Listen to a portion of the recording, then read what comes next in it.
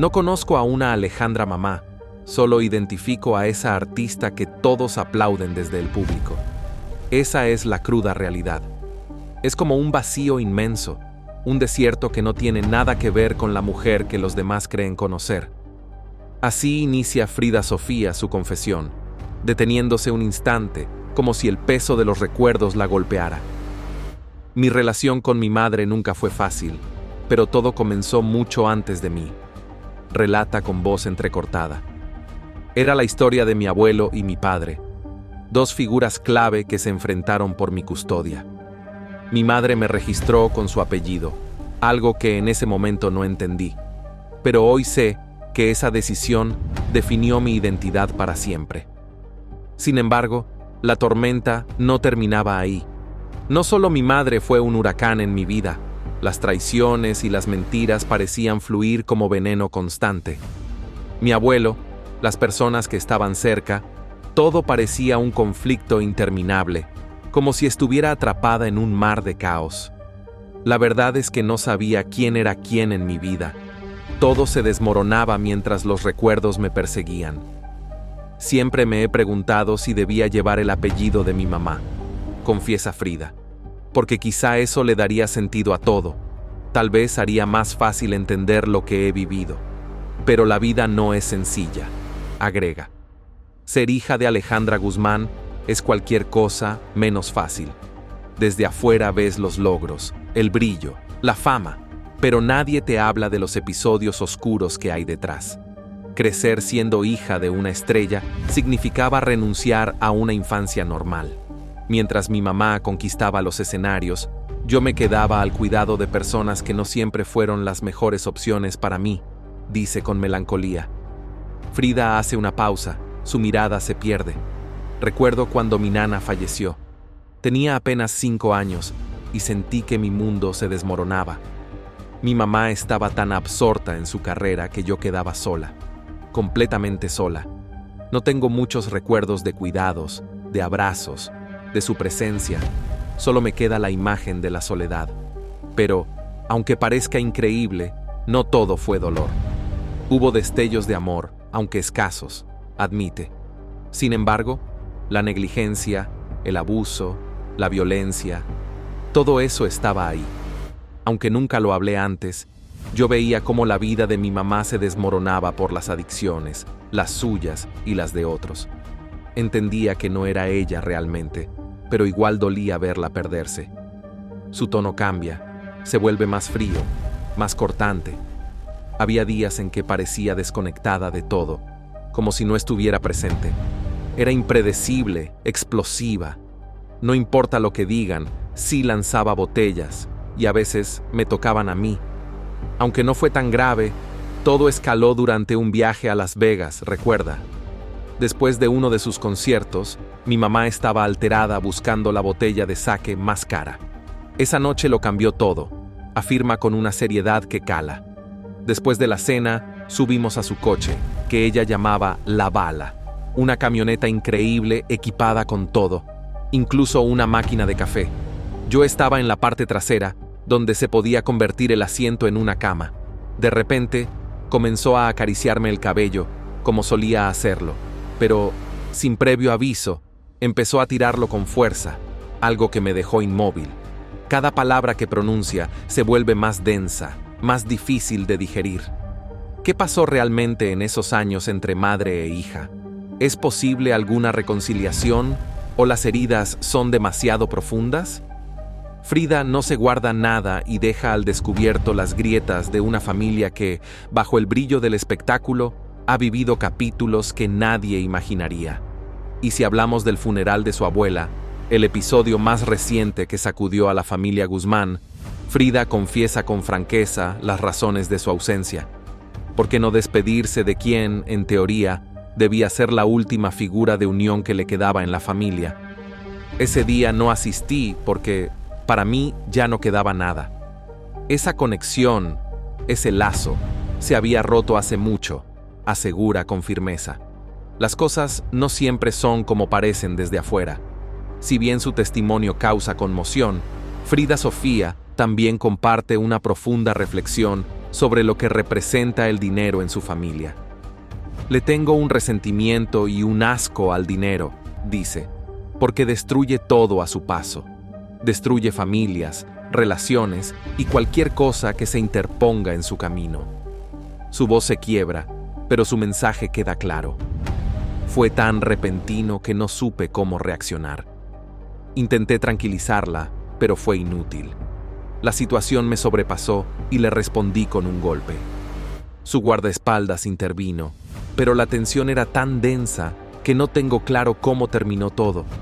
Frida suspira y con una mirada cargada de emociones añade: recuerdo que, en esos momentos, mi tío Enrique me dijo que tenía un problema mental. Mi mamá nunca se ocupó de mí, no me cambiaba los pañales ni me llevaba al médico. Mi nana fue quien asumió el papel de madre hasta que falleció cuando tenía 5 años. Fue un golpe devastador. Aunque algunas personas intentaron cuidarme después, no fueron las adecuadas para mí. Desde que tenía 5 años hasta los 11 o 12, me rodeaban hombres que mi mamá conocía. En los hoteles, yo permanecía en las habitaciones, mientras ella parecía ignorarme, como si yo no existiera, buscando una reacción que nunca llegaba. Mi vida nunca fue privada. Siempre estuvo bajo el escrutinio público. Deseaba que la gente entendiera lo que sucedía, pero sabía que mi historia sonaba descabellada. Sí, mi mamá incluso sugirió que hiciéramos juntas un ritual, pero nunca tomé la decisión de hacerlo. Aunque probé ciertas cosas, jamás permití que algo me controlara por completo. En cuanto a mis primeros recuerdos, claro que los tengo. Recuerdo cuando se fue a Europa y lo arrestaron con un cargamento de anfetaminas. A pesar de todo, él siempre fue amable conmigo. Sin embargo, la relación con mi mamá siempre fue compleja. Ella estaba absorta en sus relaciones, completamente entregada a ellas, pero nunca supo cómo darme el espacio que necesitaba. Eso me lastimó profundamente porque siempre sentí que no era su prioridad. Incluso llegué a sentir que me percibía como una enemiga, lo cual me hería más de lo que puedo explicar. Lo que más me afecta es que, al final, todo parece girar en torno al dinero. Es como si todo se redujera a eso, y por eso no estoy sentada sobre una fortuna. Aunque tengo muchas ideas y proyectos en mente, siento un profundo rechazo hacia el dinero y lo que provoca. Cómo destruye familias y hasta países. Para mí, lo esencial no tiene que ver con grandes cantidades de dinero, sino con encontrar algo auténtico en la vida. Recuerdo a Gerardo con sentimientos encontrados. Siempre fue muy cariñoso conmigo y me cuidó, sobre todo cuando mi mamá estaba mal. Fue quien más me apoyó, pero después salió a la luz que había estado involucrado en una traición a mi mamá, vendiendo fotos y otras cosas. Recuerdo cuando la llevó a Italia para que posara para una sesión fotográfica por dinero. Mi mamá estaba devastada, había perdido 2 embarazos y además enfrentaba esa traición. Fue una experiencia horrible para ella, y lo peor es que yo estuve ahí, presenciándolo todo. A veces siento que mi mamá no es capaz de asumir su parte en las cosas. Por ejemplo, dice que yo la bloqueé, que nunca le respondo, pero eso es falso. Jamás la he bloqueado, siempre he tenido el mismo número de teléfono. No entiendo por qué insiste en decir lo contrario, y eso me duele profundamente. Mi mamá tiene un carácter muy fuerte, siempre hace lo que quiere, y aunque a veces eso puede ser difícil, entiendo que es parte de su personalidad. Con el paso del tiempo, he enfrentado muchas situaciones complicadas, como cuando mi mamá fue diagnosticada con cáncer. Yo estaba estudiando en Estados Unidos en ese momento y ya tenía una carrera en marcha. Hablé con mi directora, le expliqué la situación y traté de manejar todo desde allá. Fue un periodo extremadamente duro, especialmente porque quería ayudarla, pero había cosas que no podía controlar, como limpiar sus heridas. Intentaba apoyarla, pero sentía que no era suficiente, y eso me hacía sentir impotente. Hubo ocasiones en las que tuve que priorizarme a mí misma, aunque eso me costó caro. Recuerdo que decidí no regresar a México para cuidarla porque tenía clases que atender. Fue la primera vez que puse algo mío por encima de ella. Esa decisión nunca me la perdonó y siempre creyó que no la apoyé lo suficiente. Todo lo que hice fue con la intención de darle una vida más sana y estable, pero eso nunca lo entendió. A veces pienso que lo personal es mucho más complejo de lo que parece. Las traiciones, las mentiras y todas las personas que me han decepcionado, incluso dentro de mi propia familia, han dejado marcas profundas en mí. A veces, la vida no es un cuento de hadas, ni tiene risas constantes o finales felices. Mi historia no es sencilla, y no estoy segura de si será del agrado de todos, pero es mi realidad. Llegó un punto en el que exploté y me dije a mí misma, Frida, ¿qué puedes perder si decides cortar todo de raíz? La respuesta fue clara, nada, ni siquiera una llamada en mi cumpleaños. Es como si nunca hubiera tenido nada de eso.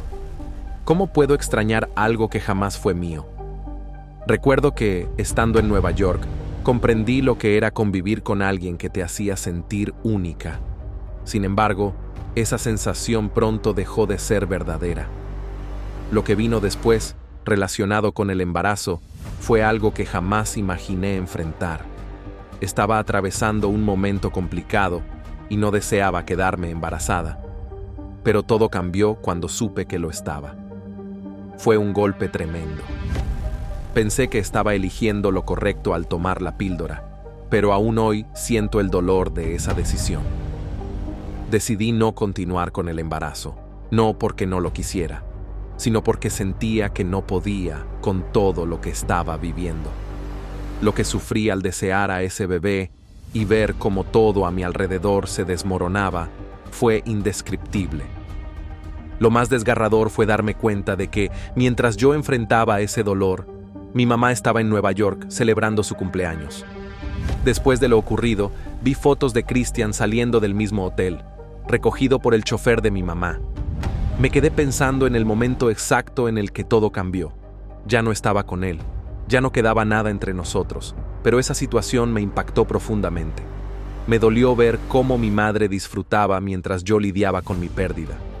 Verlos juntos en esas fotos, abrazados en un lugar al que nunca fui invitada, fue como recibir un golpe bajo. Luego salió a la luz lo de mi abuelo. Me provoca repulsión, un verdadero asco. Es un hombre despreciable.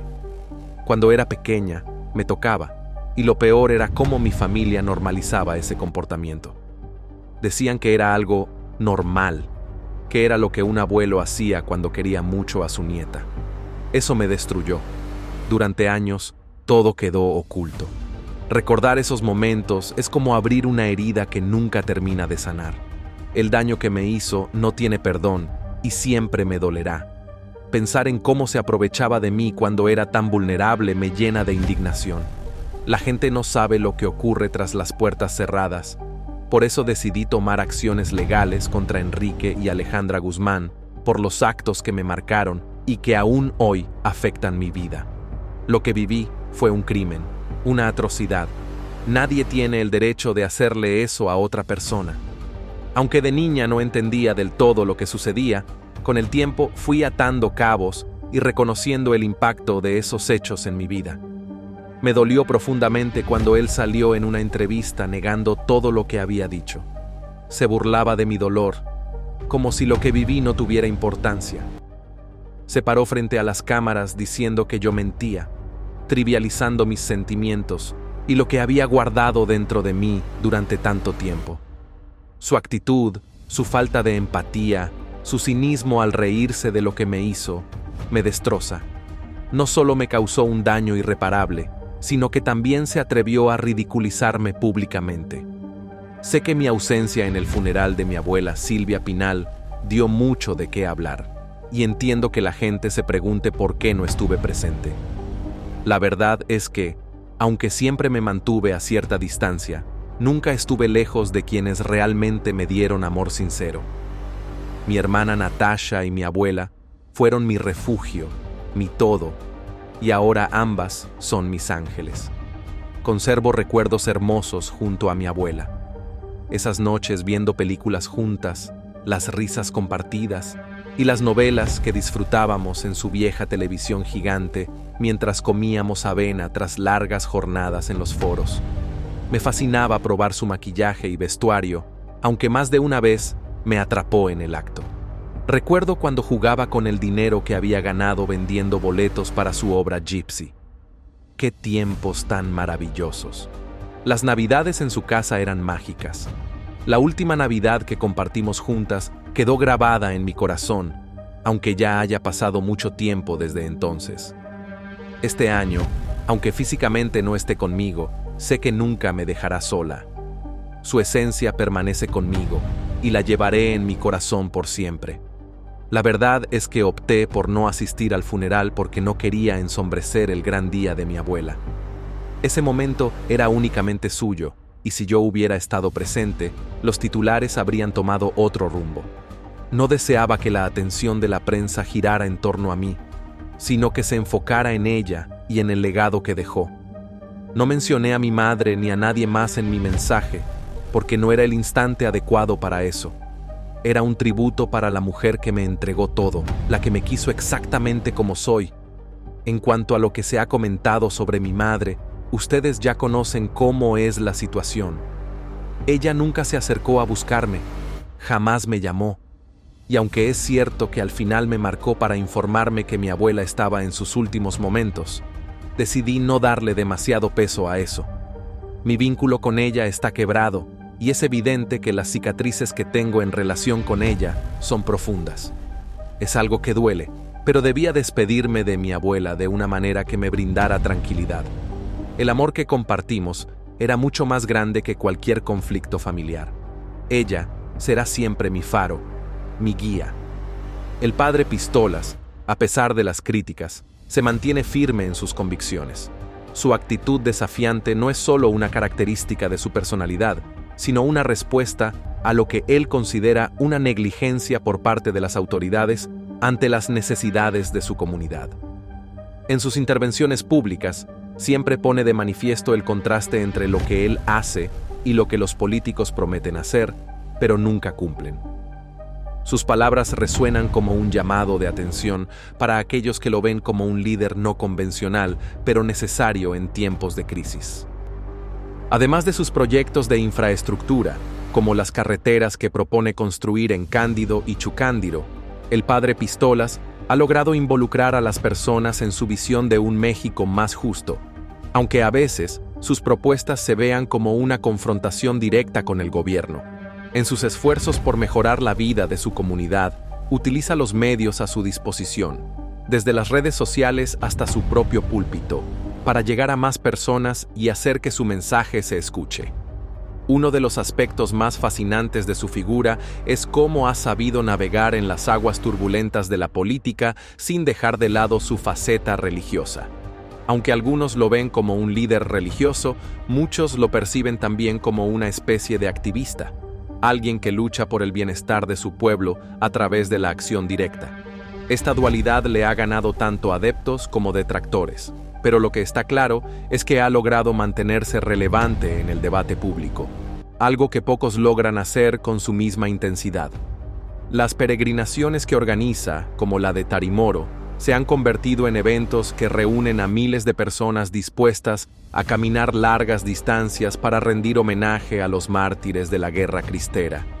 Estas marchas no solo son una manifestación de fe, sino también un acto de resistencia. A través de ellas, el padre Pistolas envía un mensaje claro de que está dispuesto a seguir luchando por lo que considera justo, sin importar los obstáculos. La figura del padre Pistolas, con su carácter fuerte, su capacidad para movilizar a las masas y su inquebrantable fe, se ha convertido en un símbolo de lucha y resistencia para muchos mexicanos. Él no espera que el sistema cambie desde dentro, sino que busca el cambio a través de sus propios esfuerzos, de la mano de su comunidad. En su mente, la acción es el único camino hacia un futuro mejor, y no teme tomar las riendas de las situaciones cuando siente que otros no lo hacen. En cada intervención, en cada crítica o en cada propuesta, el padre Pistolas sigue demostrando que no está dispuesto a callarse, que su voz continuará siendo un estandarte para aquellos que sienten que sus necesidades y preocupaciones no son escuchadas. En un país donde la desconfianza hacia los políticos es cada vez mayor, Él representa a una parte de la población que busca soluciones concretas, aunque no siempre convencionales. Y en su manera de ser, en su forma de luchar, encontramos a un hombre que, más allá de ser sacerdote, es un verdadero líder de su comunidad. Sé que la vida no siempre es justa, que a veces el dolor parece interminable y las pérdidas nos marcan de maneras que nunca imaginamos. Pero también he aprendido que incluso en medio de la oscuridad, hay destellos de esperanza que nos permiten seguir adelante. Mi abuela era ese faro, esa luz que siempre estuvo ahí para recordarme que no importa cuán difícil sea el camino, siempre hay una razón para luchar. Ahora entiendo que mi camino no será perfecto, que habrá caídas y momentos de duda, pero también sé que cada paso que doy me acerca más a la persona que quiero ser. Estoy decidida a dejar atrás el pasado, a soltar las cadenas de los rencores y a construir una vida donde la paz y la felicidad sean protagonistas. Las heridas que llevo en el alma no desaparecerán de la noche a la mañana, pero cada día me esfuerzo por sanarlas, por llenar esos espacios vacíos con amor propio y con el apoyo de quienes realmente me aman. He comprendido que no necesito la aprobación de aquellos que me hicieron daño para seguir adelante, porque mi valor no depende de ellos, sino de mí misma. Aunque mi relación con mi madre sea compleja y esté llena de silencios y distancias, he decidido no cargar más con el peso de esa historia. No puedo controlar lo que ella siente o hace, pero sí puedo controlar cómo me afecta. Por eso, elijo soltar. Elijo seguir adelante sin esperar algo que probablemente nunca llegará. En cuanto a mi familia, sé que muchos no entenderán mis decisiones, pero ya no busco la comprensión de los demás. Solo quiero vivir mi verdad, ser fiel a lo que siento y rodearme de personas que realmente me apoyen. Mi abuela siempre decía que lo más importante es ser honesta contigo misma, y eso es lo que estoy haciendo ahora. Quiero honrar su memoria viviendo una vida llena de significado, una vida en la que pueda mirar atrás y sentirme orgullosa de lo que logré, a pesar de los obstáculos. Ella siempre creyó en mí, incluso cuando yo misma dudaba de mi capacidad, y eso es algo que llevaré siempre conmigo. Hoy cierro un capítulo, no con tristeza, sino con gratitud. Gratitud por todo lo que viví, por lo bueno y lo malo, porque cada experiencia me ha hecho más fuerte. Mi abuela me enseñó que la vida es un regalo, y aunque a veces duela, también está llena de momentos hermosos que debemos aprender a apreciar. A ella le debo todo: su amor, su guía, su apoyo incondicional. Y aunque físicamente no esté, sé que siempre caminará a mi lado, susurrándome al oído que siga adelante, que no me rinda, que viva con pasión y con valentía. Ahora que he tomado esta decisión de mirar hacia adelante, me doy cuenta de cuánto he aprendido en este proceso. Cada lágrima derramada, cada noche en vela y cada momento de duda me han moldeado para ser quien soy hoy. Y aunque las cicatrices sean profundas, también son recordatorios de mi fortaleza y mi capacidad para salir adelante, incluso en los momentos más oscuros. Sé que habrá días en los que me sentiré débil, en los que los recuerdos volverán a golpearme como olas en una tormenta, pero ahora sé que tengo la fuerza para resistir. Mi abuela siempre decía que los momentos difíciles son los que realmente nos enseñan a valorar la vida y sus pequeños milagros. Por eso, elijo aferrarme a sus palabras y a ese legado de amor y esperanza que me dejó. La relación con mi madre, aunque rota, es algo que ya no me define. Durante años busqué su amor y su aprobación, pero al final entendí que no puedo forzar algo que simplemente no está ahí. He decidido dejar de esperar, dejar de sentirme incompleta por su ausencia emocional. Ahora me doy cuenta de que la única validación que necesito es la mía propia. En cuanto a mi abuela, su amor fue suficiente para llenar muchos vacíos. En cada sonrisa, en cada abrazo, me mostró lo que realmente significa querer a alguien sin condiciones. Y aunque ya no esté físicamente, siento su presencia en cada paso que doy, como si su espíritu me envolviera y me recordara que siempre hay algo por lo que luchar. A medida que cierro este capítulo, siento una mezcla de emociones, tristeza por lo que se perdió, pero también esperanza por lo que está por venir. La vida no siempre será fácil, pero ahora sé que soy capaz de enfrentar cualquier desafío que se cruce en mi camino. Mi abuela me enseñó a ser resiliente, a encontrar la belleza incluso en los momentos más oscuros, y eso es algo que llevaré conmigo siempre. Aunque la vida nos alejó de formas que nadie puede comprender, su cariño y su memoria permanecerán conmigo.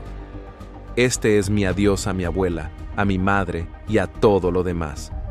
No sé qué pensar sobre el futuro, el tiempo lo dirá. Por ahora me siento en paz con la decisión que tomé.